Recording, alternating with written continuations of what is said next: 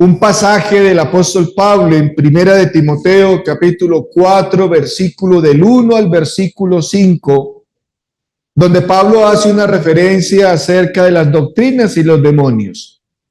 En esta serie sobre la demonología, hoy es la lección número 10. Estaré organizando por ahí otras 2 lecciones más para terminar esta serie. Ya hemos visto mucho tema sobre la demonología, sobre los espíritus inmundos, sobre la posesión demoníaca, sobre la opresión demoníaca, también sobre la obsesión demoníaca. Hemos visto también, hermanos, acerca de cómo el enemigo, Satanás, obra, que fue una de las clases pasadas. Estudiamos acerca de Mateo capítulo 12, cuando Jesús habla de la parábola del diablo. Como les decía el domingo, hay una parábola de todas las que Jesús enseñó, Mateo capítulo 12, que habla acerca del espíritu inmundo que regresa a casa. Es una parábola que Jesús enseña cómo se comporta el enemigo. Y esto es muy bueno aprenderlo para conocer sus artimañas, puesto que es Satanás tenaz, astuto, poderoso, y anda, como dice el apóstol Pedro, como león rugiente buscando a quien devorar. Bueno, hoy vamos a estudiar 1 Timoteo, como les dije, capítulo 4, versículo del 1 al 5. Y este tema, hermanos, tiene que ver con los días oscuros de la iglesia. Pero antes de eso, vamos a considerar y a recordar que Jesús estableció una sola fe. El evangelio es uno solo. La palabra es singular. La salvación, como el bautismo, la iglesia, la esperanza, Dios, el Señor y el Santo Espíritu son uno. Y hay un solo camino. El libro de los Hechos habla de el camino, no habla de los caminos, habla de un camino y habla de una sola fe. Y es muy hermoso cuando uno lee los principios de la predicación del evangelio, la iglesia de primitiva, los primeros hermanos nuestros, pero es también muy triste leer en las escrituras que ese camino que era uno solo, llegaron a existir muchos en el tiempo ya del apóstol Pablo. 1 Timoteo capítulo 4, vamos a hablar acerca de la apostasía, producto de los espíritus engañadores, las doctrinas de demonios, que lo que hicieron es diluir el evangelio, levantar cualquier cantidad de falsas y engañosas doctrinas. Pablo las señala como doctrinas de demonios. Y el camino que era uno solo, ya cuando Pablo habla por el Espíritu Santo de la apostasía, ya muchos se habían apartado en pos de doctrinas diferentes. Estoy muy triste, hermanos, pero es necesario estudiarlo. 1 Timoteo capítulo 4, versículo del 1 al 5, podríamos también colocarle otro título, que son los días oscuros de la iglesia. El apóstol Pablo, inspirado por el Espíritu Santo, señaló esos días oscuros. Y además de eso, toda iglesia también tiene sus días oscuros. Sus días en donde las cosas no van bien. La iglesia del primer siglo se señala como teniendo estos días oscuros. Vamos a mirar entonces que el Espíritu Santo entregó una enseñanza, o más bien una advertencia para los postreros tiempos. ¿Cómo dice entonces 1 Timoteo capítulo 4, versículo 1? Dice, pero el Espíritu dice claramente. Señalemos, hermanos, por favor, ese término que se lo resalté ahí en amarillo. Claramente. El Espíritu Santo entonces hace un contraste entre lo que acabo de decir, que está en el capítulo 3:16, que hablaba acerca de las maravillosas verdades del evangelio. Un texto que le estudiábamos nosotros, que era el misterio de la piedad. Dios fue manifestado en carne, justificado en el Espíritu, recibido, creído en los ángeles, bueno, recibido arriba en gloria, creído en los gentiles, predicado en el mundo, visto de los ángeles. Esas maravillosas verdades Se contrastan entonces aquí con las falsas doctrinas. Bueno, dice ahí el versículo, el Espíritu dice claramente. ¿Qué significa eso? Significa que algo es así, que algo no tiene lugar a dudas. En otras palabras, el Espíritu Santo no había dejado ninguna pregunta sobre el asunto. El Espíritu Santo está dejando algo muy en claro y que no nos quepa la menor duda, particularmente a los cristianos del primer siglo.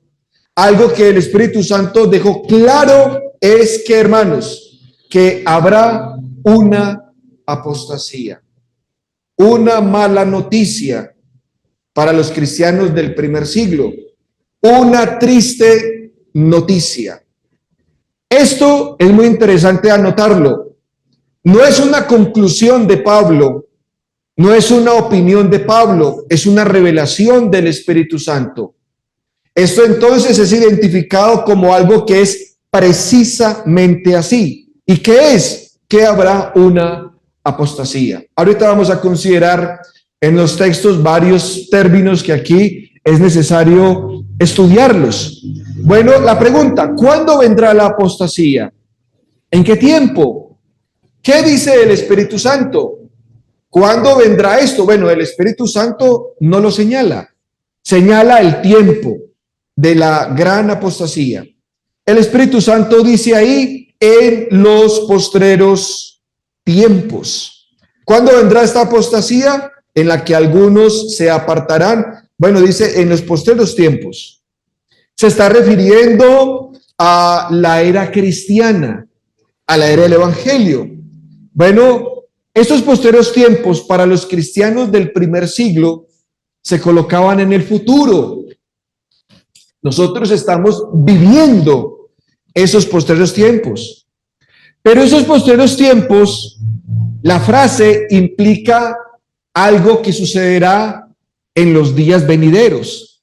Pero el apóstol Pablo también había hablado de la apostasía en 2 de Timoteo. Y cuando habla de la apostasía en 2 de Timoteo, habla en tiempo presente. ¿Y por qué así? Porque aquí en 1 Timoteo 4:1 habla en el futuro, y por qué habla de la apostasía en 2 de Timoteo como en tiempo presente. Vamos a considerar el versículo en 2 de Timoteo 3:1 y 2. Pablo también aquí en esta carta señala la apostasía. Versículo 1, también debes saber esto, que en los postreros días vendrán tiempos peligrosos, porque habrá hombres amadores de sí mismos, avaros, vanagloriosos, soberbios, blasfemos, desobedientes a los padres, ingratos e impíos. Pero dice ahí en el versículo 8, y de la manera que Janes y Jambres resistieron a Moisés, así también estos resisten a la verdad, hombres corruptos de entendimiento, reprobos en cuanto la fe. Si ustedes notan, Pablo en estos dos versículos dice postreros días, postreros tiempos. Pero en el versículo 8 dice que estos hombres que se manifestarán en el postrer tiempo, dice, resisten a la verdad, y la palabra ahí está en presente. ¿Qué significa eso? Que la apostasía empezó en los tiempos del apóstol Pablo. Ya había iniciado. Ya tenía sus raíces. Ya algunos hombres se habían apartado de la fe. En el tiempo apostólico y en el tiempo de la iglesia del primer siglo, ya varios cristianos y también algunos predicadores ya habían resistido la verdad. Ya se habían apartado. La gran apostasía entonces que declara el Espíritu Santo que vendrá en los posteriores tiempos se va a manifestar en mayor escala en el futuro. Pero empezaron esos posteriores tiempos, o esa apostasía empezó ya en el tiempo del apóstol Pablo. Bueno, la apostasía, hermanos, siempre ha sido un problema en la iglesia. Los cristianos apostataron. Los cristianos en esos momentos, en tiempos presentes, también apostatan de la fe. Y en el tiempo futuro, pues será un peligro inminente. Muchos apostatarán también de la fe de nuestro Señor Jesucristo. Bueno, ¿qué es lo que anunció el Espíritu Santo? Que algunos se van a apartar de la verdad. Esa es la triste noticia. Algunos van a dejar el camino de la verdad. Se van a alejar del evangelio. Lo van a resistir. Se van a ir a escuchar otra cantidad de cosas diferentes. ¿Cómo lo dice el versículo 1? Dice, algunos apostatarán de la fe. Dice algunos. No todos, gracias al Señor. No todos se apartaron. Un grupo sí apostataron de la fe. ¿Qué significa la palabra apostatar? No como me lo dijo un día un hermano, que es apostar. Una cosa es apostar y otra cosa es apostatar. ¿Qué es apostatar ahí en el versículo 1? Bueno, como lo lee, por ejemplo, la versión BSA, lo traduce de la siguiente manera: algunos desertarán de la fe. La palabra desertar es un término militar, que algunos se han enlistado en el servicio militar y por alguna razón desertan, o sea, huyen, se escapan. Eso ha pasado entonces con algunos también que se han escapado, han huido de la verdad. ¿Cómo lo dice la CST? Algunos se apartarán de Cristo. La Nueva Versión Internacional lo traduce: algunos abandonarán la fe. Y también la PDT, que también es una buena versión, lo traduce así, 1 Timoteo 4:1, muchos dejarán de creer en la verdad de la fe o en la verdadera fe. ¿Qué es la fe ahí? De la cual algunos apostatarán de la fe. Se refiere al cuerpo o al conjunto de enseñanza centrado en Jesús, la doctrina de Cristo. Y Pablo va a colocar en el versículo 3 dos ejemplos de apartarse de la fe, que tiene que ver con el matrimonio y con la comida. Y alguien podría decir, bueno, pero el matrimonio y la comida son términos o son temas poco relevantes, insignificantes, pero sí hacen parte de la doctrina. Algunos han dicho, no, la iglesia donde usted asiste es de sana doctrina, y lo que ellos preguntan de sana doctrina es solamente si creemos en el Padre, en el Hijo y en el Espíritu Santo.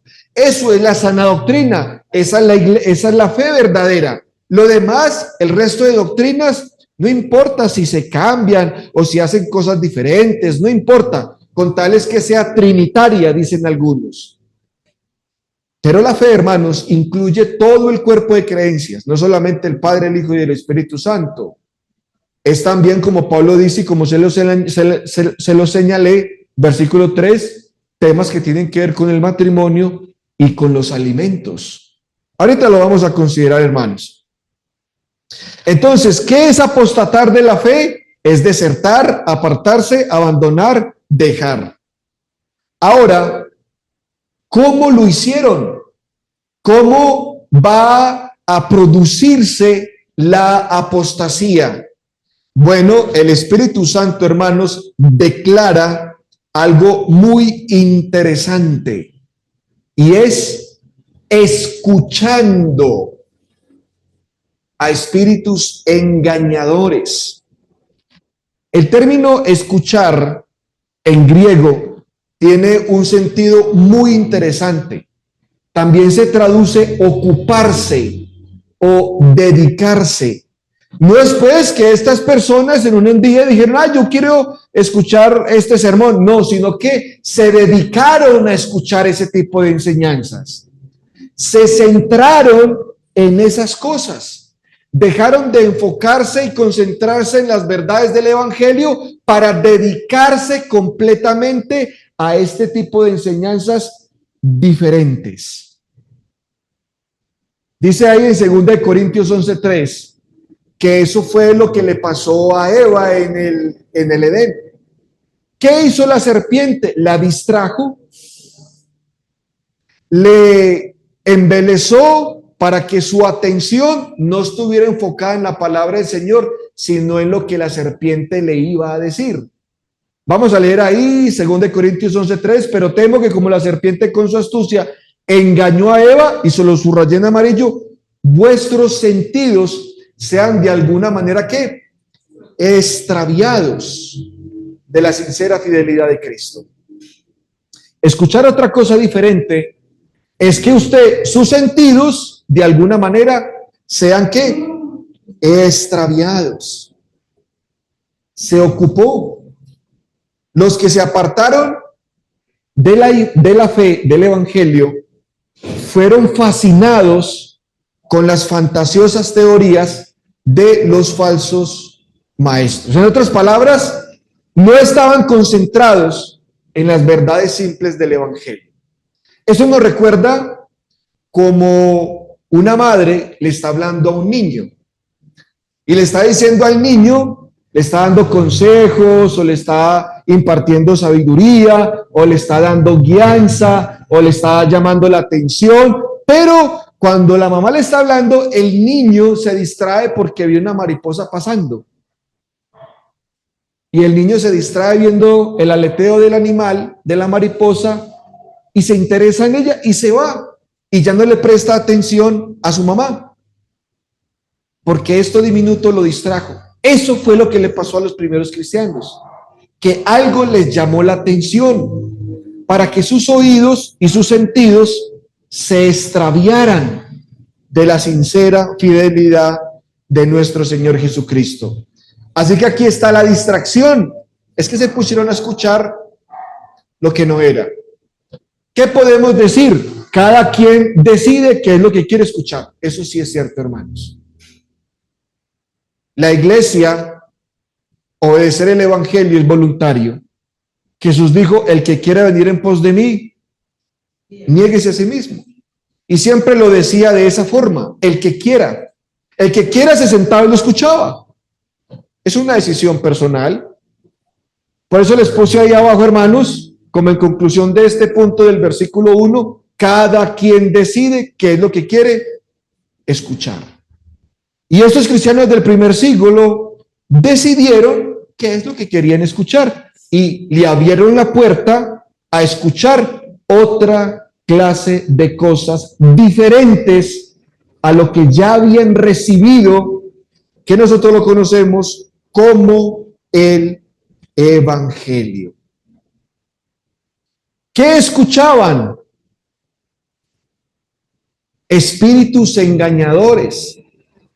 Cuando yo leí por primera vez espíritus engañadores, me llevaba a la mente una imagen como esta. Un espíritu engañador era algo feo, horrible. Era un espíritu, era alguien disfrazado de un espíritu maligno. Escuchar espíritus engañadores era como algo de esto, o doctrinas de demonios, era algo como esto, pero hermanos, realmente no es eso.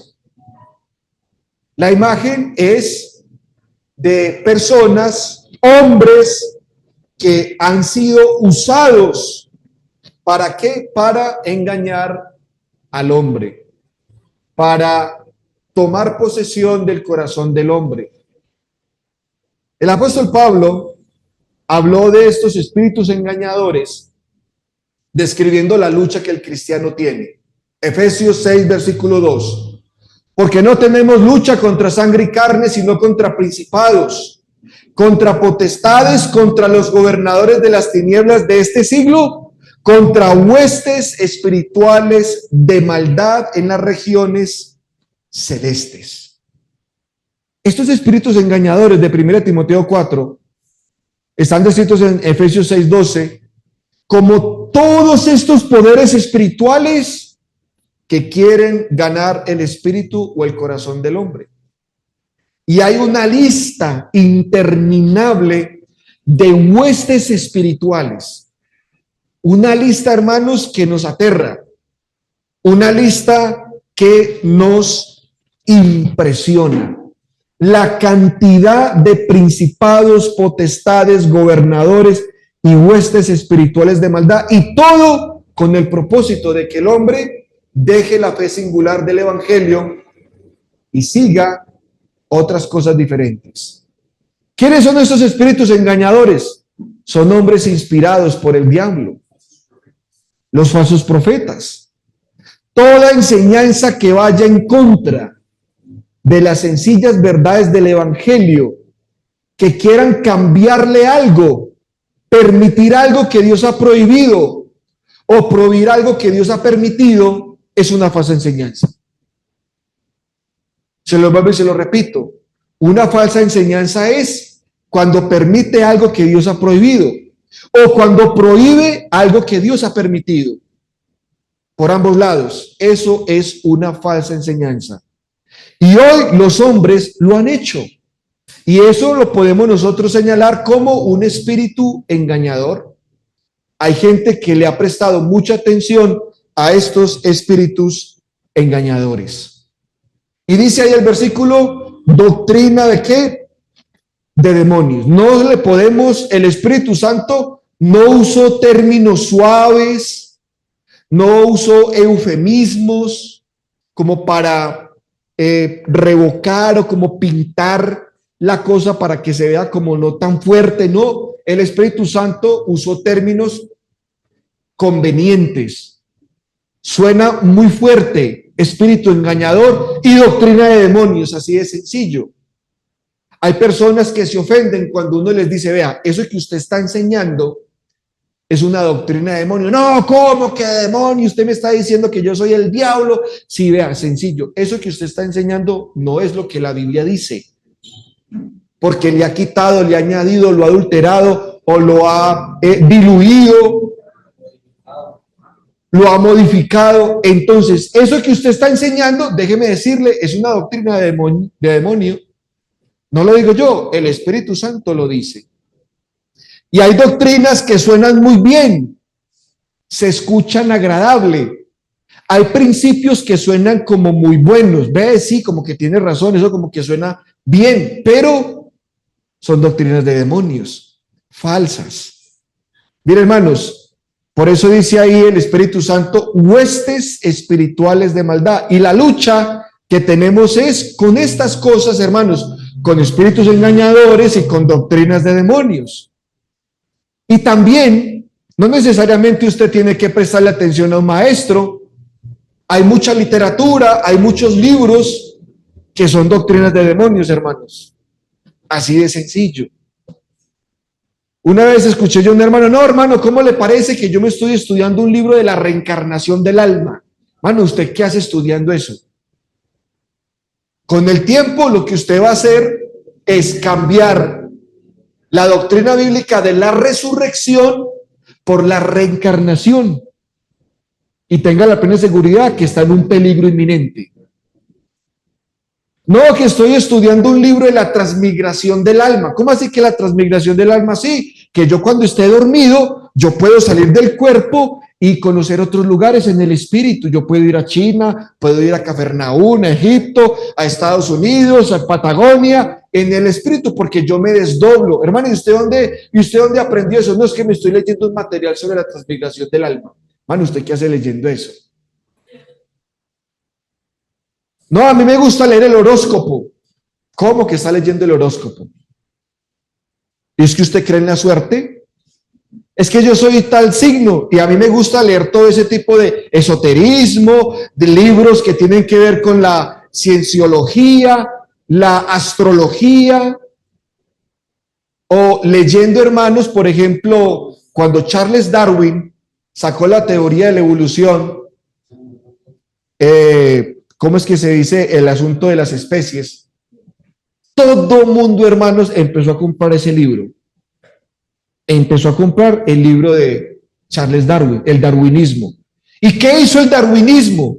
Sencillo, le quitó un bloque a la doctrina del Señor, un principio eterno. Que Dios no nos creó, que nosotros evolucionamos a través de procesos químicos, mutaciones, cambios por el ambiente, la temperatura, en fin, y que de seres unicelulares evolucionó a seres más complejos y que dio como resultado lo que usted y yo somos. Hay hermanos que se han metido en ese tipo de doctrinas de demonios y han cambiado la fe. No tiene usted que escuchar a un espíritu engañador en la televisión. Consígase un libro que le quite los bloques principales de la fe y con eso tiene doctrinas de demonios. Y con el propósito, hermanos, es de ¿qué? Ganar la mente y el corazón del hombre. La lista es interminable y le voy a colocar aquí algunas de los espíritus engañadores y doctrinas de demonios, hermanos. El paganismo, del cual lucharon los cristianos del primer siglo. El judaísmo. Pablo tuvo una lucha eterna con los judaizantes. Léase la carta a los Gálatas. Cómo Pablo luchó con la iglesia en Galacia. La iglesia en Galacia es una iglesia que ella misma se buscó muchos problemas. Y los judaizantes decían que tenían que guardar los días, los meses, los años, que se tenían que circuncidar, porque si no, no eran salvos. La idolatría. Problema tan tremendo que el hombre ha tenido desde el principio, desde que el hombre pisó la tierra, cambiar a Dios por las cosas creadas. La superstición, la hechicería, el comunismo, el catolicismo, los testigos de Jehová, los sectarios, hermanos, el liberalismo, el extremismo, el materialismo, el racionalismo, el darwinismo. Ve, hermanos, la lista es interminable de la cantidad de espíritus engañadores y doctrinas de demonios, y todo esto ha sido concertado, muy tramado, muy bien hecho por Satanás. Todo esto, hermanos. Primera de Reyes, capítulo 22, 19 al 23. Dice que alguien dijo: yo saldré y seré espíritu de mentira en boca de todos los profetas. Así son los ministros de Satanás, dispuestos a salir y ser mentira en boca de muchos para torcer los principios espirituales del evangelio. Hermanos, Satanás tiene muchos voluntarios y gente muy preparada que propaga todas estas filosofías. Estudie con cuidado, hermano, las Sagradas Escrituras y usted entenderá que esto es así. Bueno, las doctrinas falsas son como los fake news. No sé si usted ha escuchado el término. Los fake news son muy populares hoy en día en las redes. Usted ve las redes sociales, YouTube, Facebook, no sé, TikTok, hay miles y miles de redes sociales y constantemente están mandando noticias. Hay muchas noticias que se están propagando por las redes sociales que son noticias falsas. Y hay gente que las cree. No, ¿cómo le parece que hay por allá un cataclismo en tal parte? Y va uno a ver y no hay. Sino que un desocupado, mentiroso, engañador, le dio por armar una noticia falsa y la armó muy bien hecha. Porque hoy en día todo el mundo tiene acceso a las cámaras, a programas de edición de video y ponen cosas de fondo, colocan videos y arman como un Frankenstein de noticias y la propagan y la gente, wow, se cree todas esas noticias, pero son noticias falsas. Peor, hoy en día uno ya no sabe diferenciar qué es la realidad y qué es la ficción. Porque queda tan exacto a la realidad que la gente cree. Y hoy en día, hermanos, pasa eso. Ahora apliquémoslo al plano espiritual. Es lo mismo lo que pasó en el primer siglo con la apostasía. Las falsas noticias, las falsas doctrinas que parecían muy bien armadas para que la gente las aceptara. Las doctrinas de demonios, hermanos, la verdad no lucen como realmente son. A veces el error parece inofensivo, intrascendental, pero profundamente preocupante, porque el Espíritu Santo le preocupa las falsas doctrinas. Así sea una sola enseñanza errónea, una, pero es diabólica. Es diabólica. Miren, hermanos, una doctrina súper diabólica y que la propagan los grupos evangélicos es que la salvación es por fe sola.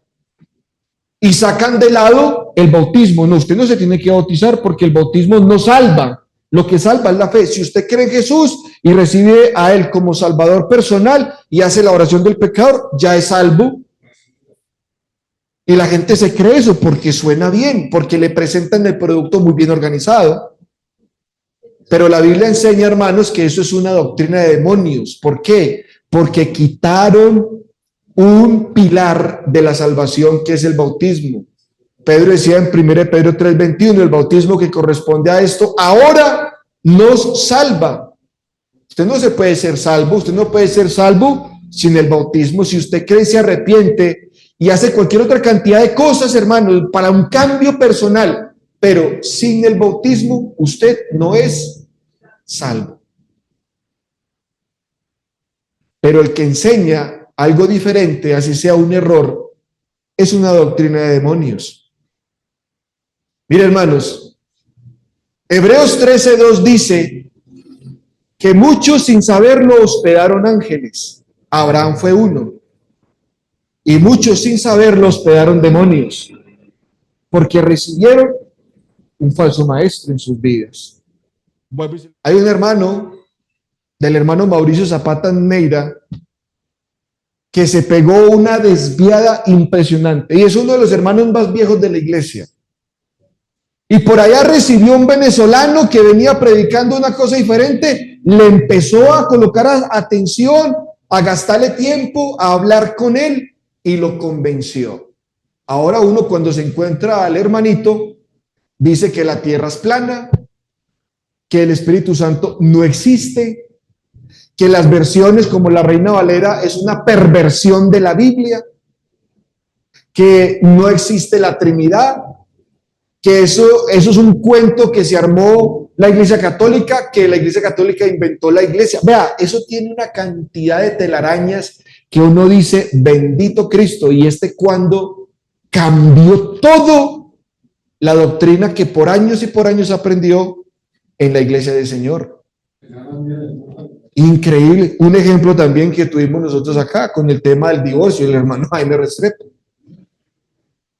Y ahora, hermanos, un hermano, ay, viejísimo, nunca más volvió a la iglesia. Y una vez cuando nos lo encontramos, no, es que estoy estudiando con los testigos de Jehová.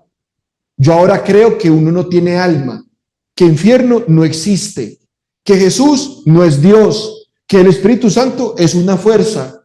Y uno se pregunta, ¿cómo hicieron para cambiar la doctrina del Señor? Pues sencillo. El Espíritu Santo no se equivoca. Cuando usted escucha, cuando usted le presta oído y cuando usted se dedica a escuchar ese tipo de cosas, tenga la plena seguridad que lo convenció.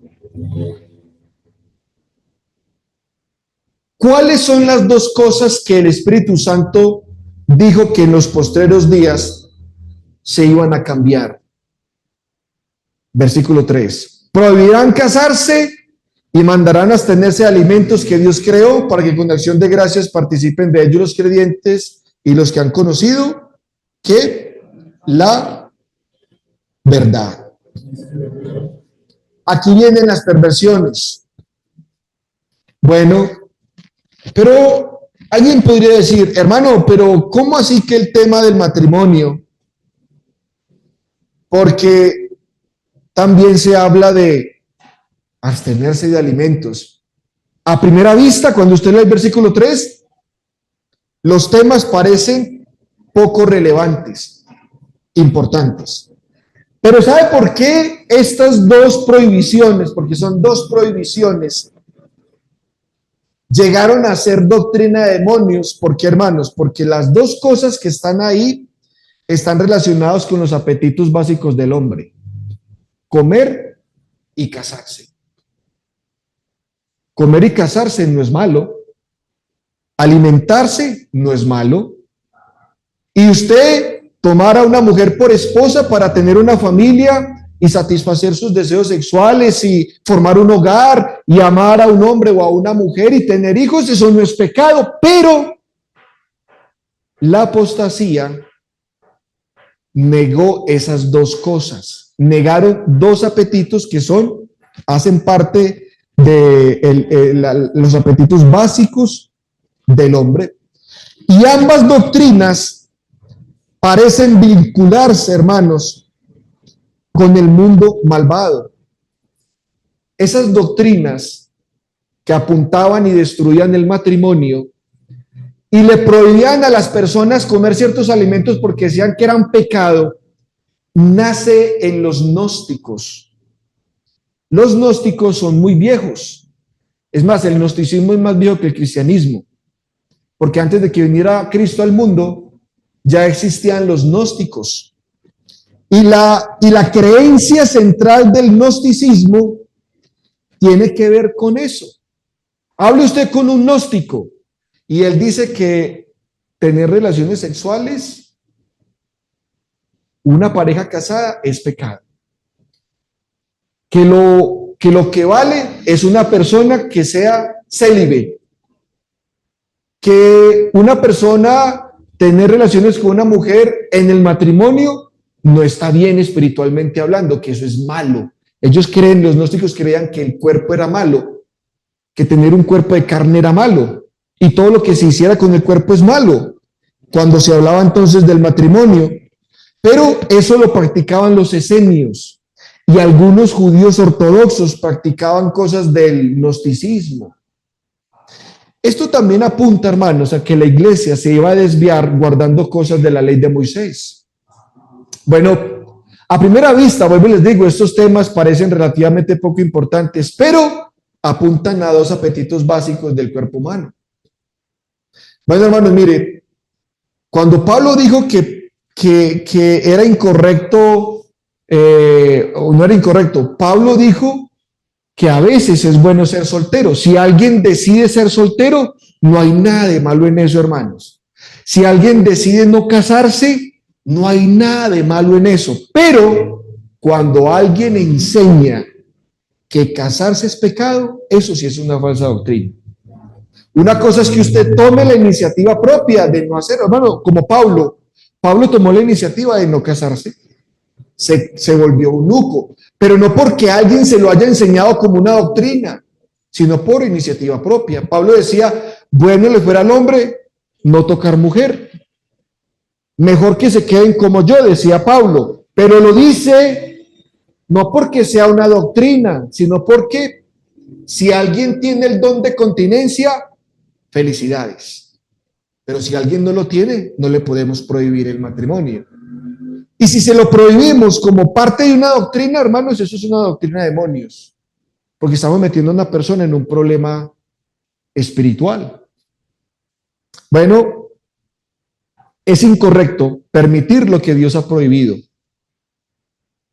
Si una doctrina le abre la puerta a algo que Dios ha prohibido, es una falsa doctrina. Es una doctrina de demonio. Y también es una doctrina de demonio prohibir lo que Dios ha permitido. Si usted prohíbe algo que Dios no ha prohibido, eso es una falsa doctrina. Vea un ejemplo sencillo, hermanos. No, hermano, es que usar pantalón las mujeres es pecado. ¿Dónde dice la Biblia que la mujer si usa pantalón es pecado? No es que lo dice la ley de Moisés. La ley de Moisés no lo dice. La Biblia no prohíbe que una mujer use un pantalón si el pantalón está correctamente apropiado, ¿no? No es pecado. ¿Usted por qué está diciendo que es pecado? Pero sí. Cuando usted prohíbe algo que Dios no ha prohibido, eso es una falsa doctrina. Algo así tan sencillo como por colocarles un ejemplo, ¿no? Entonces, hermanos, mire, el matrimonio es honroso. Pablo lo dijo en Hebreos 13:4. Honrosos sean todos el matrimonio. No era más santo Pablo soltero que Pedro casado. La santidad no tiene nada que ver con el matrimonio. No era más espiritual Pablo soltero que Pedro casado, porque la espiritualidad de un hombre no depende si está casado o no está casado. Es más, si se casa, es honroso. Pero en el primer siglo hubo cristianos que empezaron a creer que el matrimonio se debía prohibir como doctrina. Eso es una doctrina de demonios. Hermanos, no es una doctrina de demonios el matrimonio. Porque la relación de Cristo con la iglesia es una relación de matrimonio.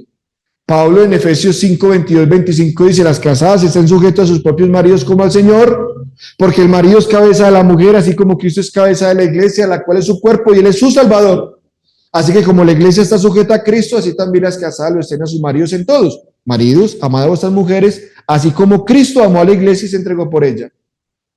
Si el matrimonio es pecado, entonces el matrimonio que tiene Cristo con la iglesia es malo. Si Jesucristo mandó prohibir el matrimonio, entonces él no podía casarse con la iglesia. Es más, en Apocalipsis 20 se habla de las bodas del Cordero, que cuando Cristo venga, la iglesia, que es la desposada, va a casarse ¿con quién? Con el Cordero. Si Jesús hizo eso, entonces ¿por qué dicen algunos que prohibían el matrimonio? La apostasía apunta, hermanos, a la Iglesia Católica. La Iglesia Católica ha enseñado que sus ministros, cualquier laico, dígase monja, capellán, cura, obispo, arzobispo, cardenal, el papa, prohibido el matrimonio para todos ellos. Prohibido casarse. Una cosa es que se diga: el que tenga don de continencia, quédese soltero, porque lo puede hacer, hágale. Pero cuando se enseña como una doctrina, prohibiendo algo que Dios ha permitido y que es bueno, es una doctrina de demonios.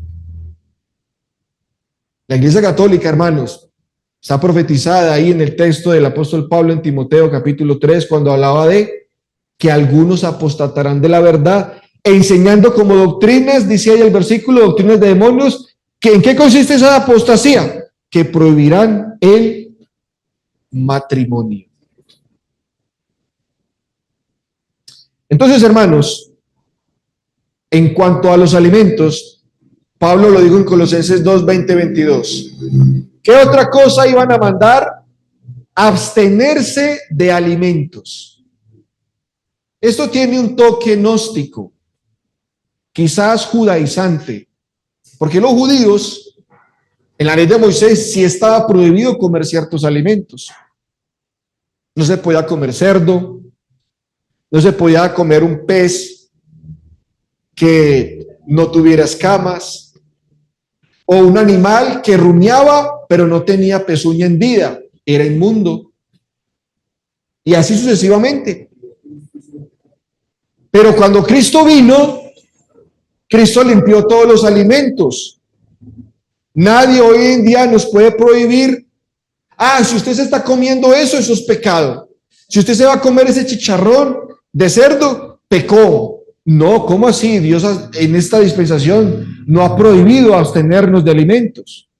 Pablo en Efesios 2, 20 y 22 dice: pues si habéis muerto con Cristo en cuanto a los rudimentos del mundo, ¿por qué, como si vivieses en el mundo, os sometéis a preceptos tales como no manejes, ni gustes, ni toques en conformidad a mandamientos y a doctrinas de hombres, cosas que todas se destruyen ¿con qué?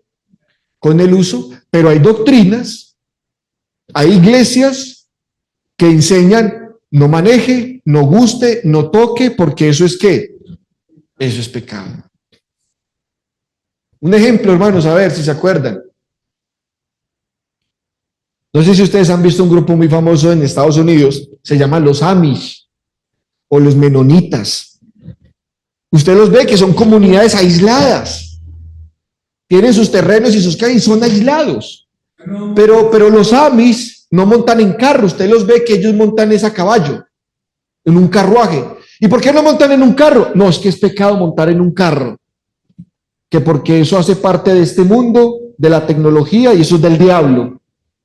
¿Cómo que yo no me puedo montar en un carro si es un medio de transporte? Es lo que Pablo está diciendo aquí. Mandamientos que dicen: no manejes, no gustes, no toques, porque creen que es pecado, pero son mandamientos ¿de qué? De hombres. Una vez un hermano me escribió y me dijo: oiga, hermano, es que tengo una polémica en la iglesia con unos hermanos que dicen que no podemos usar Zoom para dar un estudio, que porque eso es pecado. Hermano, y si usted predica, tiene que predicar sin micrófono, porque Jesús predicaba sin micrófono. Usar micrófono es pecado. Hermano, pero ¿de dónde sacan que no se puede usar eso? Una vez una vez estaba predicando yo en Puerto Salgar y un miembro de la iglesia wesleyana me invitó a dar un estudio y fue a la casa de él. Y yo fui a dar el estudio y el señor andaba en alpargatas. ¿Sabe qué son las alpargatas? Ahí amarraditas con cabulla, una chanclita ahí sencillita, él mismo la hacía. Y cuando me vio entrar y me vio los tenis, yo tenía unos Reebok viejos, me gustaban mucho. Y lo primero que me dijo fue, oiga hermano, ¿y usted cristiano y usando esos tenis Reebok? Eso es pecado. Y yo, ¿cómo así que es pecado mis tenis, hermano? ¿Y por qué son pecado? ¿Qué hay de malo en el calzado? Pero así hay grupos. Grupos que enseñan a abstenerse de cosas que Dios no ha prohibido. Vuelvo y digo, hermanos, prohibir algo que Dios ha permitido es una falsa doctrina. Y permitir algo que Dios ha prohibido es una falsa doctrina, es una doctrina de demonios. Santiago 1:17, ¿qué dice? Toda buena dádiva y todo don perfecto desciende de lo alto del Padre de las luces, en el cual no hay mudanza ni sombra de variación. Todo lo que Dios nos da, hermanos, es bueno. Son bendiciones del Señor. Poder comer bien, poder vestir, poder tener una buena casa. Si usted tiene un auto, gloria a Dios que usted tiene un auto. Hay muchas cosas, hermanos, que tenemos nosotros que no son ¿qué? Y usamos, no son pecado, pero hay gente que sí lo ve como pecado. Esos son doctrinas de demonios. Bueno, hermanos, muchas gracias por su atención. Espero que este estudio que hayamos nosotros tenido hasta el momento de 1 Timoteo, capítulo 4, versículo del 1 al 15, nos haya abierto un poco los ojos acerca de esta doctrina de demonios y de la apostasía de la cual profetizó el apóstol Pablo ahí en el primer siglo con los cristianos de aquel entonces.